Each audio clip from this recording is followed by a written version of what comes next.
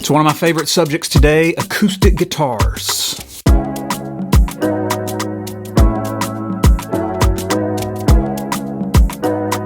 Today I wanted to talk about acoustics and show you a few of my acoustic guitar instruments.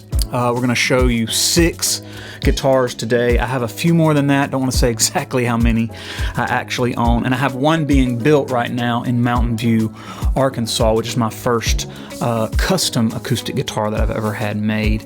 But that's a long process, and that'll be a video for much, much later on. I've never been much of an electric guitar player, quite frankly, and you probably watch this channel and you're like, well, you have a lot of stuff for electric guitars.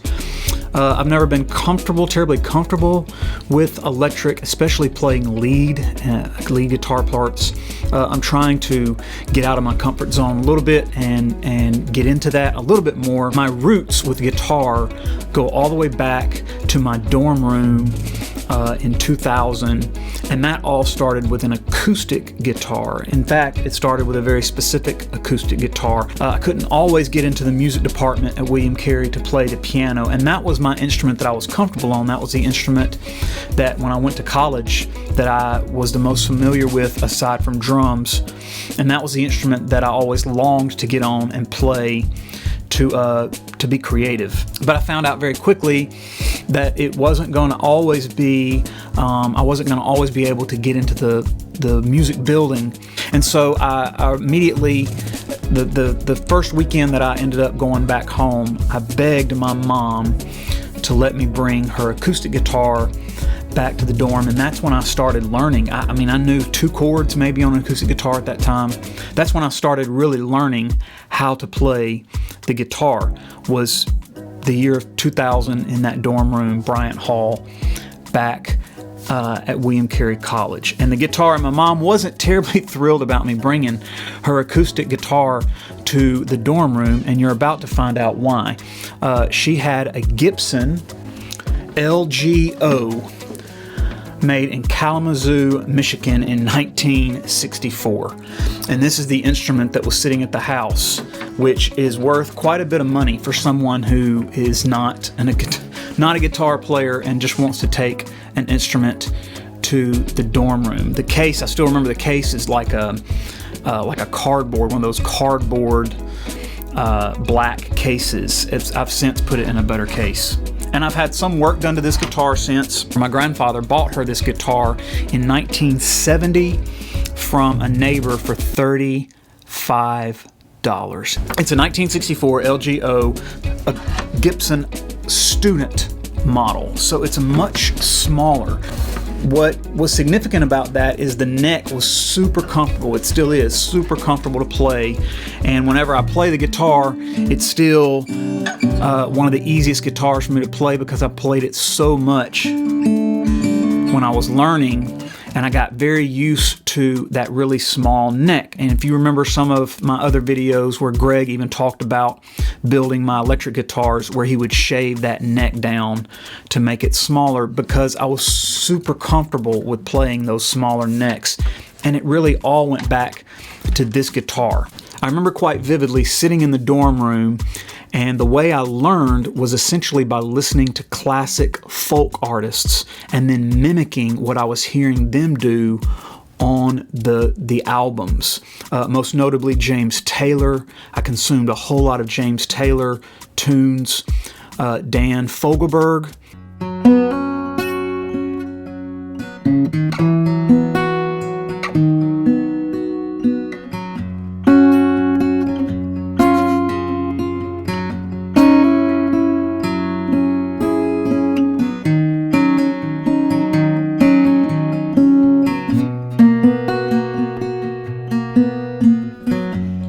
Watching the sun, watching it come up over the rooftops.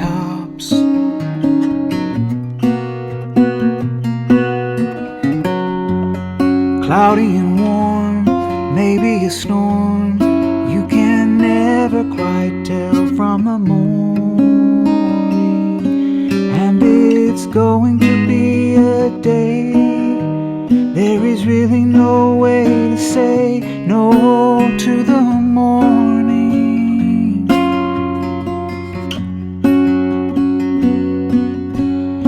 it's going to be a day. There is really nothing left to say, but come on, morning.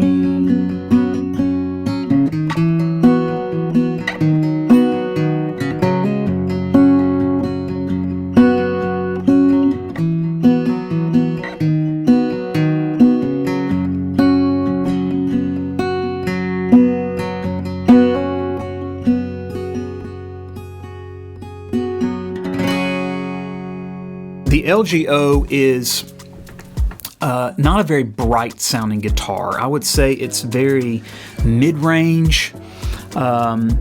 It doesn't cut. It doesn't have the greatest bottom end, and it really doesn't have a very bright top end either. It sits somewhere in between.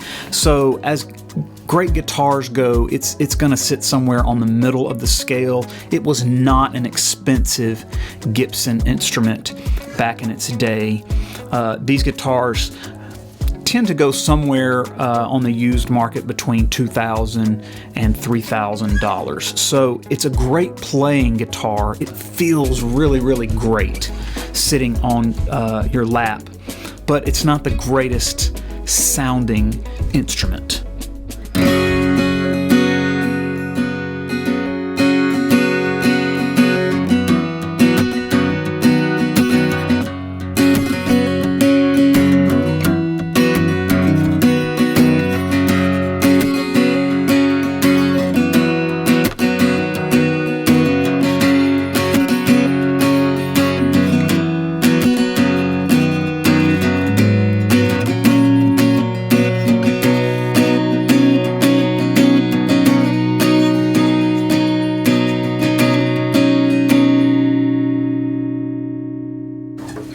Pretty quickly, my mom purchased me a Takamine guitar to take back to the dorm with me. And this instrument is actually a Takamine EG541-C.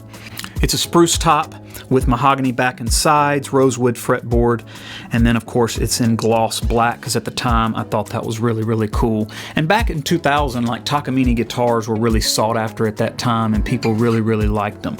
What's funny is it's probably, it's really my first acoustic guitar, but it's probably my least favorite guitar just because my tastes have obviously changed throughout the years. So this is the guitar that actually sits out in my studio, and it's the one that I pick up constantly to play ideas, sometimes to make the scratch tracks for whenever I'm making multi-track sessions. The reason it sits out all the time is because I'm not really as concerned about it. The guitars that I really love, I try to leave in my cases with humidifier packs to make sure that they are in good condition. But I always like to have one guitar that's just sitting out so that I can quickly grab it without having to go into the cases.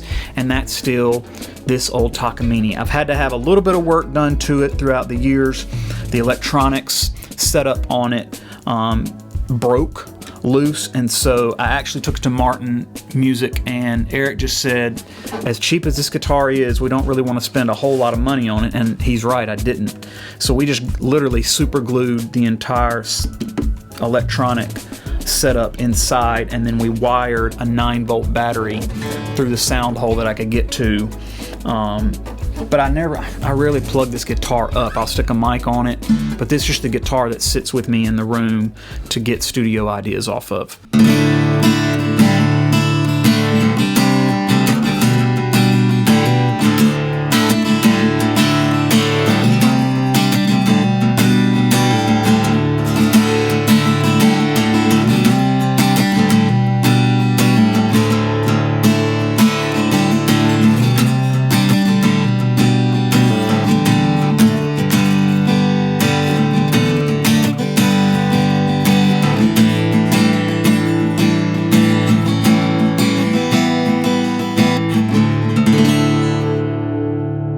The next guitar that came into my life was probably my favorite guitar. It still is to this day, and it's a guitar that my wife purchased for me right after we got married. This would have been 2004, 2005, again from Eric Martin. It was actually from his old store over in Cordova, and it is a Larivee LV-09.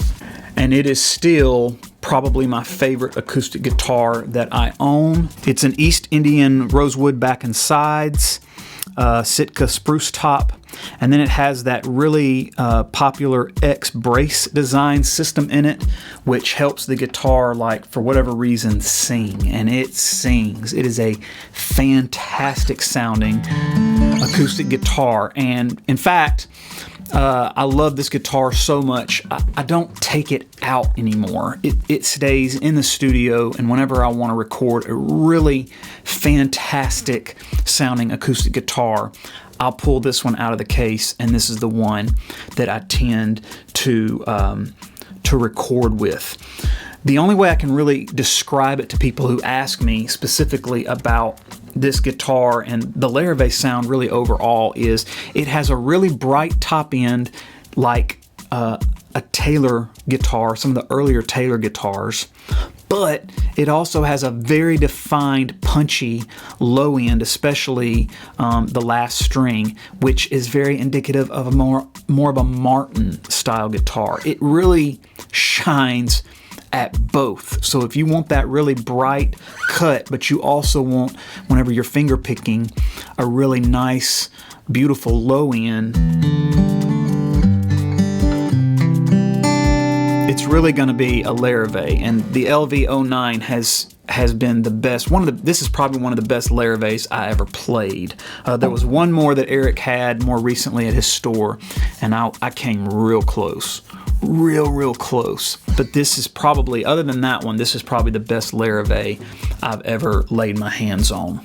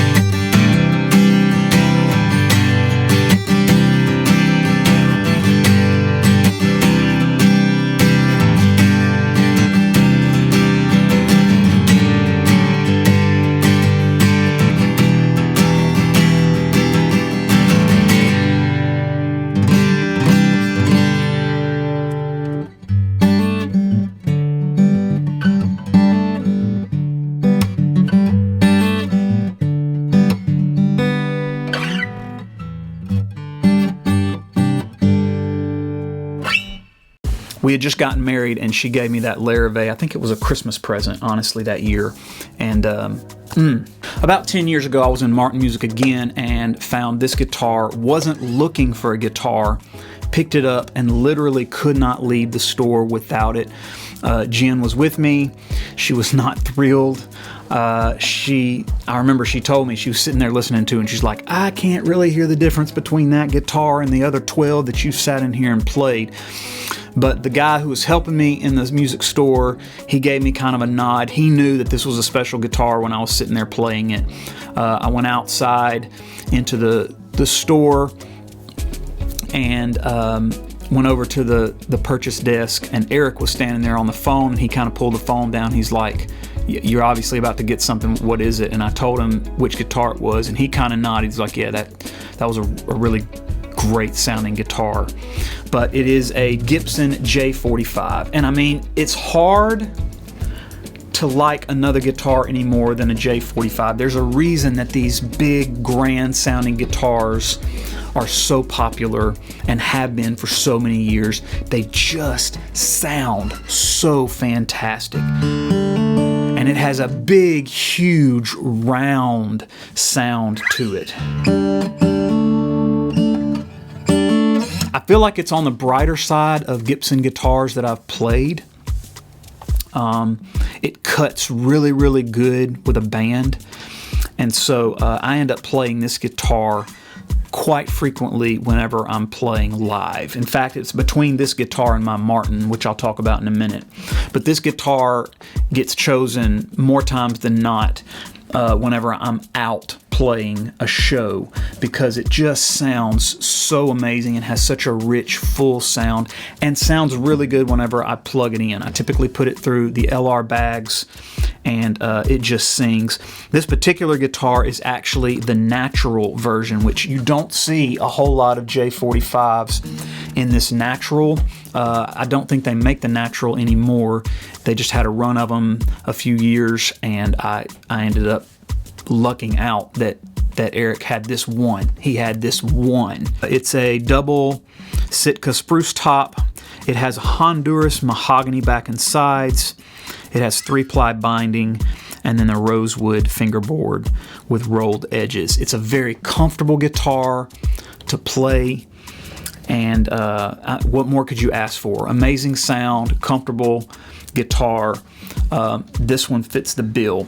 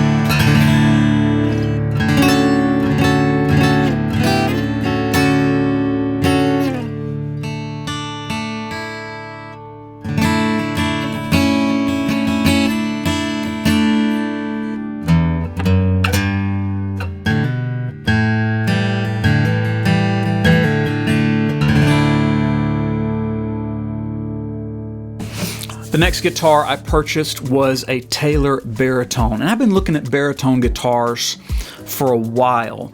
I purchased it as a need because there were quite a few songs that I would perform worship-wise at the church that were sitting really in the keys of B, B flat, and then C. So C, B, and B flat, those three keys.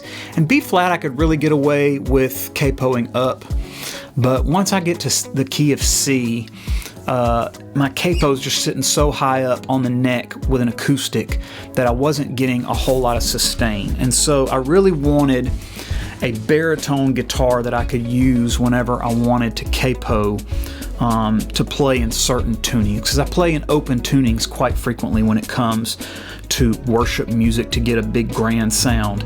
And so I ended up buying this Taylor. It is a Taylor 326E, the 6-string version. It's solid mahogany top.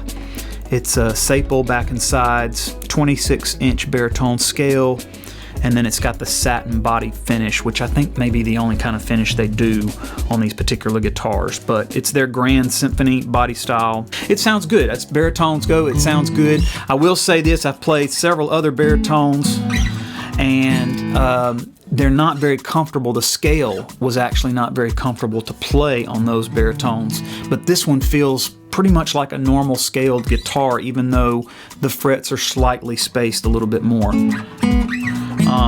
So as far as baritones go, this was a very comfortable one to play. The biggest thing that catches people off guard is just the sound of a baritone guitar in general, because it has such a deep, rich voice to it that it'll tend to catch some people off guard.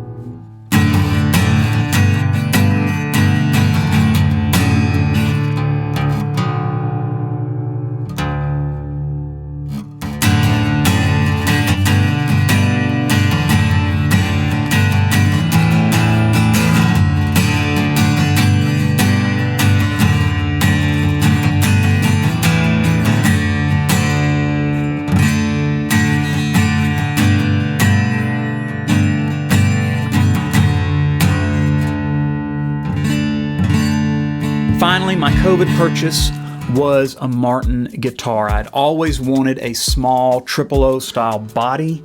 The guitar that I'm having built in Mountain View, a custom guitar, is actually going to be a 000, very, very small 000 comfortable guitar to play. But this guitar is actually one of their lower end guitars, and I purchased it during the pandemic from Sweetwater. Told them specifically what I was looking for, and of course they hand-picked a guitar and set it all up for me. It's a solid Sitka spruce top with the Cirrus back and sides for like a really rich full tone. The Cirrus woods are related to Koa, and they offer kind of a clear balanced tone, somewhere between rosewood and mahogany. And in this price point, this guitar has the rich light fingerboard, which it's probably, I mean, obviously that's the weakest feature of this particular guitar, but it plays like $1 million, and I've had zero complaints about the guitar. Overall, it's just great. The biggest complaint I've had is they don't make this model anymore. They have something that they've replaced it with, and I can't remember off the top of my head what it is, but it looks like it's pretty similar. This guitar has played like a dream. I did have some work done to it, had a pretty extensive setup job done locally, and it plays amazingly. Sounds great. Not as big sounding as some of the other guitars, and I just don't think it's gonna be when it has a smaller body. But it does sound incredible and great for the size guitar it is and for the money that I paid for it, honestly.